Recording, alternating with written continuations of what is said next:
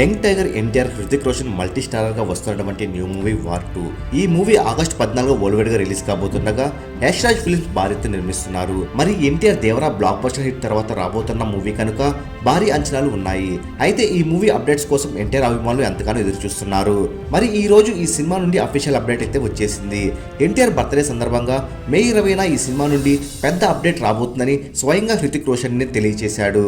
అయితే ఈ అప్డేట్ టీజర్నా లేకుంటే ఎన్టీఆర్ ఫస్ట్ లుక్ తెలియాల్సి ఉంది. మరి ఎన్టీఆర్ బర్త్డేకి మీరు వార్ 2 నుండి ఎన్టీఆర్ ఫస్ట్ లుక్ లేక టీజర్ ఏది ఎక్స్పెక్ట్ చేస్తున్నారో కామెంట్ రూపంలో తెలియచేయండి.